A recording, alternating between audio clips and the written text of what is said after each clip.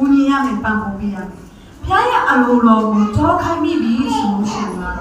အကောင်းဆုံးပြန်လည်ပြီးတော့ဘုရားရဲ့အလိုတော်နဲ့သိရှိပြီးတော့ပြေးဆောင်ပေးရမှာဒီကငါလည်းတော့ကွေးနေဆိုပြီးတော့ဆိုင်တော့မဟုတ်ဘူးအိမ်ထောင်ကွေးတာဘုရားကအလိုတော်မရှိဘူးနော်အများကြီးပြောချင်သေးတယ်ဒီကျမ်းစာထဲမှာပြောလာတာ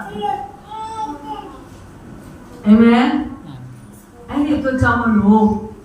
ကျမတို့ရဲ့ခရိယာအသက်တာကဘုရားသခင်ကိုအလိုတော်ပြည့်စုံစေတဲ့ခရိယာအသက်တာဖြစ်ပါစေ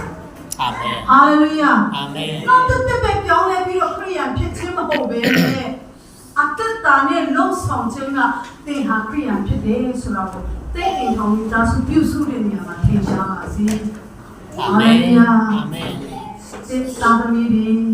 ဘုံတော်ချီးမွမ်းတတ်ပြီလားကဲတော့ဘာတော်ကိုရွတ်ဆိုခြင်းအရာမှာမွေ့လျော်နေပြီလား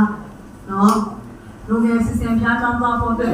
ဝါပေးလို့မရတဲ့သာသမီတွေဒီမှာရှိနေတယ်ဆိုလို့ရှိရင်ဆုတောင်းပါအာမင်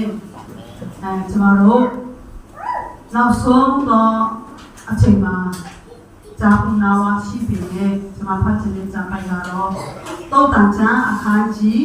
34အခန်းငယ်30ထဲမှာပြောထားရဲဆိုလို့ရှိရင်ယဉ်ကျေးသောအရာတွေလက်စားခြင်းနဲ့ယဉ်တတ်၏လာသောအစင်းတွေလည်းအချင်းချင်းဖြစ်၏ထာဝရဘုရားကိုကြောက်ရွံ့သောမိန်းမမူကားချီးမွမ်းခြင်းကိုခံရလိုက်၏ထိုတို့သောမိန်းမကျင့်ရာအကျိုးကိုပေးလောအာမင်သူပြုသောအမှုသည်မြို့တကားတို့၌သူဤအတရေကိုထင်ရှားစေသည်ဟာလေလုယာဘယ်နေရာမှာထင်ရှားကြလဲတောင်းရမှာမဟုတ်ဘူးနော်မြို့တကားဝမှာလေနော်ဟာလေလုယာဒီအမှုကသတ်ဆွမ်းတိုင်တဲ့တန်ရှိတော်ဝိညာဉ်တော်တင်နဲ့သူပါရှိနေတာဖြစ်တယ်ဟာလေလုယာ